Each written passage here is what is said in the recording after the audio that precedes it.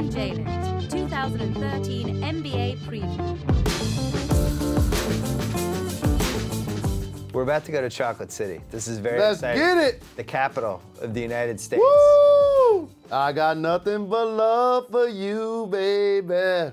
Let's check in with the collective fan base mindset. It hasn't always been roses and champagne and hugs and happiness in Washington with their professional basketball team these last 30 years.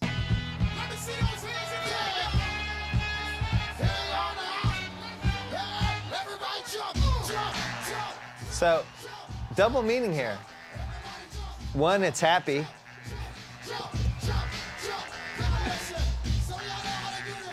Two, who's the best rapper in Chocolate City history, Jalen? Ooh, that's a good question. Wow, you put me on the spot with that one. Well, it's an easy answer. We're showing his video. Right now, Wale. DJ Kool is the most famous rapper in the history of Washington, D.C. Really? I looked it up on Wikipedia. Oh. I could give you the whole list. Oh, wow. Want to hear the whole list? So DC, send all your hate mail to him. I'm going to give you the whole list. You tell me if somebody's better. DC, you kind of got to factor in the DMV. DC, Maryland, and Virginia. It's kind of like a mosh pit. That wasn't the proclamation I made. I said Washington, D.C. Here are your choices. Audra the Rapper, Black Cobain, Tabby Bonnie, DJ Kool, Marky, Lola Monroe, Odyssey, Ken Starr, Wale, and Wax. Wale. You go Wale over DJ Kool? I do. I probably should have consulted with you before when I did these rankings and when I did the best rapper. Because you could have used Wale's record, Pretty Girls. Let's see what they did last summer. They gave Martell Webster way too much money. $22 billion off one decent season because... Where was I this summer? You know what the problem was with Martell? He is the same agent as John Wall, who they were trying to sign. And needless to say, John Wall did sign, and he's coming back. And that was what I like to call the handcuff signing. I'll pay this guy, but you're going to take care of this guy, right, Mr. Agent? Right, and that's the buddy system that allows 4 or 5 agents to represent 90% of the NBA. And be very, very, very wealthy. The other big thing they have, look at the juniors. Otto Porter Jr., Glenn Rice Jr., Jalen Rose Jr. I didn't know you had a kid. I didn't either. What position is he? He better go higher than 59th, I know that. I like the way that looks. Congratulations. It looks good, right? I knew you'd like that. I just like the way that looks. Jalen Rose Jr. Jalen Rose Jr. And have some more kids, for God's sake. You know what I mean? I got to step it up. Jeez. So your boy Glenn Rice Jr. is on this team. Yes, indeed. Hopefully he makes the roster. Hopefully he gets a chance to contribute. There's a 10% chance he might be better than Otto Porter Jr. this year. That's the one thing we were saying, like about Isaiah Thomas, for example, and Jimmer Fredette. That does happen. That gets awkward. In the league, that gets awkward, but... And the other big thing here, look at those 2 expiring contracts. Now, here's another Rudy Gay destination. We've traded Rudy Gay in 9 of these YouTube Well, clips. because he's one of the major trade chips that's going into the NBA. So for everybody that's saying, y'all keep talking about Rudy Gay, he's going to be a theme and a storyline of the season. Right. The rotation isn't bad. John Wall was really out of his mind, though, the second half last year. Bradley Beal is the X factor. Bradley Beal. John Wall is going to play at an all-star level this year. We always talk about the young point guards and the mark they're making in the league. He gets left off that list. Starting this year, people are going to make sure he's on that list. His last 2 months last season, statistically, was right there with Kyrie. I agree with you. And his team was playing better than Kyrie's team. He's a blur with the basketball, an explosive athlete. Got a little FU to him, too. He does. He got a mean streak. That. Got a little mean streak. And one of the things that he does that most players can't do is he can explode off both feet. They're going to need Nene to play some quality minutes for them this year. Ooh. Nene seems like the kind of guy who checks his checking balance and his ATM a lot. Look how much money I have. They actually pay me for this. This is great. I'm going to get another 12 pounds, 6 rebounds. I went to the Olympics in London, and Nene was on Brazil, and I forgot he was out there half the game. This guy's making $12 million a year in the NBA. He was irrelevant in an Olympic game. But I have a dynamic for you that you should always watch for, whether it's your favorite team or a team that you're covering or following. Look at where their last 2 lottery picks are. They're on the bench. Yeah, that's not good. Vesely and Porter. To be fair, Porter might win that job. He looked not good in Summer League. That's why he's predicted to be on that side. It worried me when we interviewed him for our series and we asked him what player he compared himself to. What NBA player right now reminds you the most of you? I would say Kevin Durant right now. I like my players to be realistic when I'm taking them in the top 3. Correct. That was You're not Kevin Durant, Otto Porter. That was one of the most unrealistic things. I was an irrational confidence guy. Yeah. So people ask me, Jalen, who are you? I'm Magic Johnson. Yeah. Yeah. You could at least 20% pull it off. Right. But for him to say Kevin Durant, who's a knockdown shooter, Yeah. and a 6'11" 3-man, Yep. that was a disconnect. Let's see what Zach Lowe's big question was here. Can they score? Now that seems like a simple question. So Zach says the Wizards went 500 after starting 4-28. Pretty good. But they scored 99 points per 100 possessions when Wall, Nene, and Okafor played together. That's terrible. That's like it's equivalent to a bottom 5 mark. And the Nene Okafor is really the issue. Right. Because you have 2 bigs on the baseline clogging up the paint. Neither one of them consistently make jump shots. So that makes sense. Zach thinks they flip Okafor as expiring as fast as they can this summer for something. The only way for a team like the Wizards to really take that next step and crack the top 5 in the Eastern Conference is to make that game-changing move.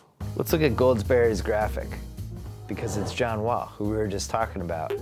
No three-point shot whatsoever. Come on, John Wall. Can you be a successful point guard in 2014 and not have a three-point shot? Yes. Here's why. Some of the best point guards in the history of the game didn't shoot threes. In 82 or 83, a guy like Magic Johnson, he didn't make a three-pointer the entire season. Right. And he's Magic Johnson. Like Isaiah Thomas or Kevin Johnson didn't shoot a lot of threes, but they killed it from mid-range, but there was an intimidation factor when you penetrate all the way to the basket because the guy could put you on your back. But now it's just slash and kick. This is just slash and kick. He doesn't have to settle for threes. I'm the fastest guy out here. I have wheels. Why shoot a 3? Here were his post-All-Star numbers.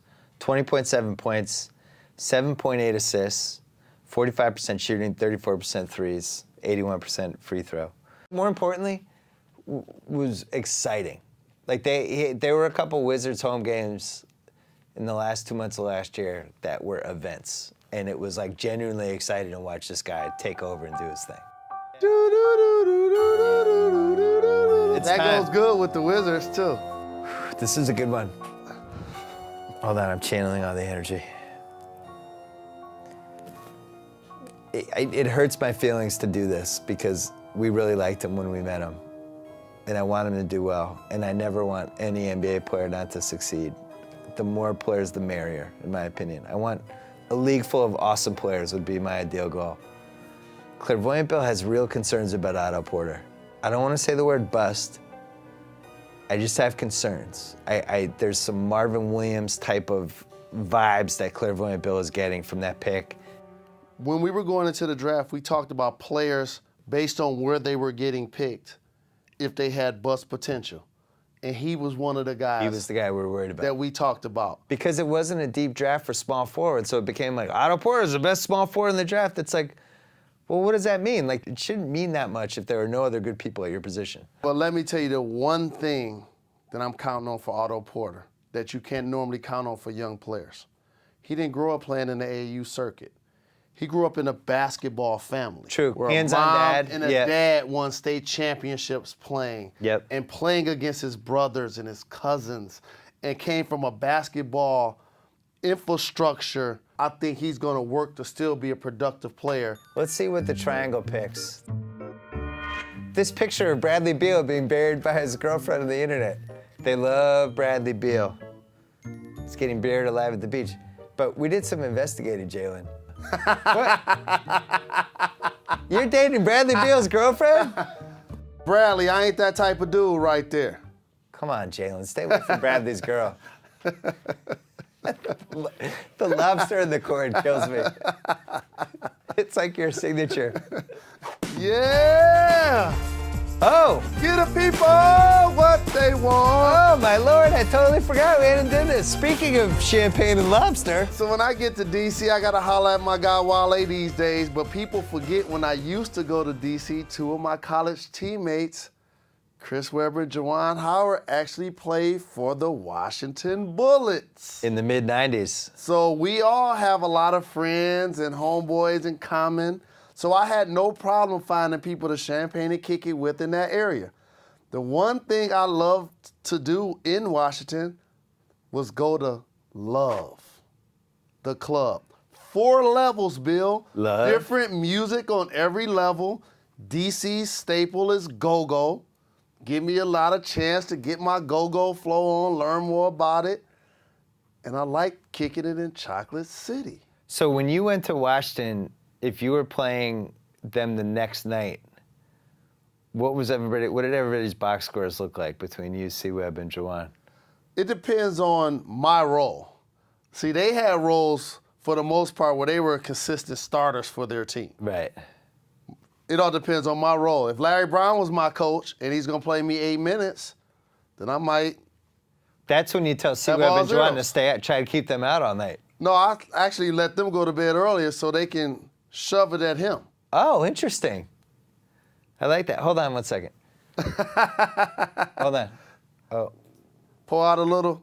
I'm pouring out a little 40 for you and C-Web, the days when you guys went to the club together. You know? Makes me sad. I know. We'll get it back. When is it gonna come back? We'll get it back. I don't like to live in a world where you guys aren't buddies.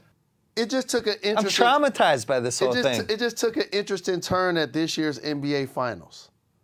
This year's NBA Finals were the first time we were in the same place at the same time, and he didn't speak to me. He told you to go away. I know. And see, well, I wouldn't tell the world this, but you did it in front of Beal. And I was like the little kid whose parents were fighting. I was like, I didn't know how to react. It was really awkward. Only a couple of things have really taken place over the past couple of years that probably I hear through the grapevine, through mutual friends we have. By the way, brothers have disagreements, family members, friends have disagreements. So we've been knowing each other since we were 12 years old. We'll be back 100 very soon. It's a good point. Family members do have disagreements. Yeah. And the Fab Five is a family. No doubt At the about it. same time, it seems like he's made a concerted effort to distance himself from that family. Correct. For a variety of reasons. For example, if we're at the Final Four watching Michigan play in a national championship game, there are 4 of us sitting together rooting for the team. And one of the reasons why he got upset at me, I hear through the grapevine, was our lovely podcast that we did to implore him to come to the game because Oh, he didn't like initially that. there were thoughts that he wasn't going to come. So he didn't come and acknowledge us as a unit. The other thing is the Fab Five doc. Yep. When I pitched that idea to ESPN, I had buy-in from everyone, including him. I remember I was one of the producers on that doc. You are. And so I would not have came to them with the idea without having everybody's buy-in because it's been 20 years and I know there were some things that people may or may not wanted to get off their chest. When everybody told me they were in, including him, now it was time to shoot. But when it was time to shoot, he wasn't available. Wasn't answering the phone, wasn't returning calls. And then all of a sudden, I had to make a decision as a producer to say, if he participates, it's going to end one way. A lot of people don't know this is how I wanted the Fab Five doc to end. We were going to be at the Gansevoort Hotel in New York. Big mob-style setup, of course with lobster and champagne. Our zoot suits, our black and white hats, just like a throwback movie. Only thing we're missing were the Tommy guns. And I wanted to show us winning the game of life as a team. Yes, we lost championships 20 years ago, but as a team, we're winning the game of life. That would have been the ending. But since he chose not to participate, production-wise, we had to go another way. Still was a terrific doc, still proud of what happened with the doc, but for everybody that asked me the question, he chose not to participate. And then there was a point where actually ESPN got involved. I'm pretty sure you know about this.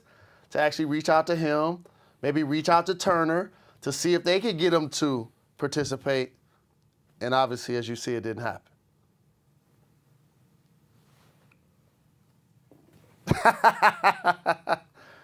I love you, C-Web. Come on the podcast. Give the people what they want. Let's do our 24-second shot clock. The Washington Wizards. I think they're a 6 or a 7 seed. Agreed. I think they use that Okafor contract and get one more player. I like the John Wall. I like everything I've seen from him. I think Beal makes a jump. Whether Porter really helps them or not, it doesn't totally matter. I think the Okafor contract is what's going to really help them. Small forward is going to be the key for this team. Webster, Porter, and Ariza need quality minutes from that spot. If they're able to get quality minutes from that spot, then yes, they can definitely be a 6 seed. They're paying Webster and Ariza a combined $12 million this year, and Otto Porter's the 3rd pick of the draft. If their small forward spot sucks, that's pretty embarrassing. Yes, it is. So, what about Vesely? We already writing him off as a bust? Yeah. He's got his girlfriend, though. I mean, we'll always have the draft. We'll always have that smooch. That's it for the Washington Wizards. Come back to Bill and Jalen's YouTube 2013 preview, whatever the heck we're calling it.